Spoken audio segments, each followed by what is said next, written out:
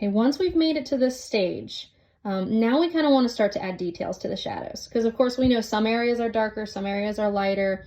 We have cast shadows. Typically those are going to be the areas that are darker, where a form obstructs the shadow and then it casts it from that. So we're going to have some areas where we'll see like a shadow fall across the foot down here. We're going to have some areas that are cast shadows from the head, you know, onto the hand, onto the shoulder, under the nose.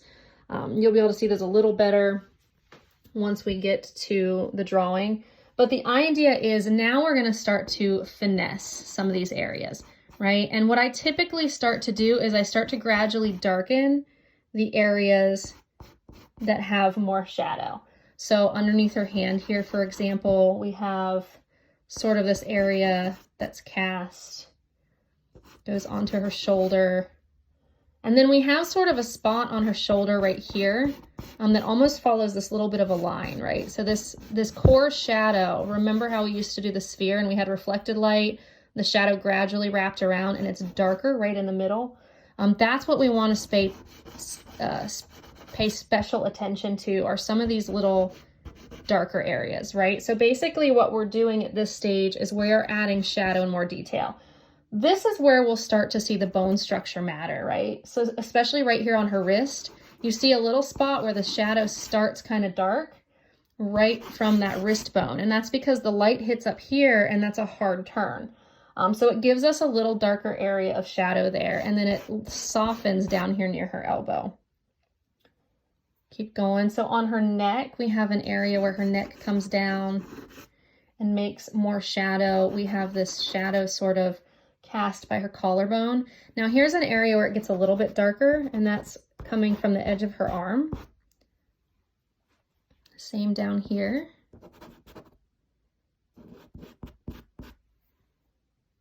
Okay, and then of course now this is where we can start to define more of these shadow areas on her chest. So we have to think of everything as a shape, right? So we have light coming here across the forms. So we're going to have the shadow starting to come across this part of the form, and then the light's going to hit again over here. So we're actually going to have another light area before it gets back over to shadow. So we have to think about each of these areas of her body, her arm, everywhere, as sort of different forms, different shapes, just like our spheres.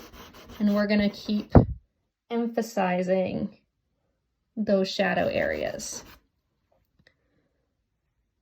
Okay, and note, I'm not using any line here. I'm just shading. I'm just starting to add more depth into certain areas. So especially on her torso, right? We sort of have this shadow form that wraps around, almost a little bit spherical right here.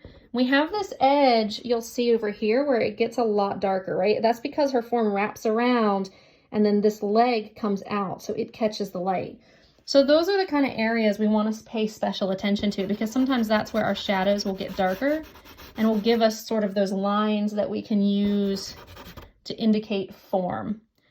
So bone structures, things like that will give us those areas that we can sort of emphasize.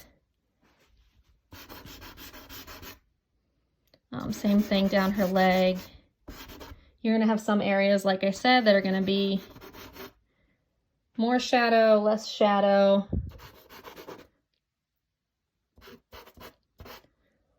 So when we get to her belly button, we kind of have to think of it a little bit like a donut, right? So only one side is really going to be shaded. Okay, I'm going to work on this for just a little bit so this video doesn't get too long, but you can see that form starting to come out a little bit more.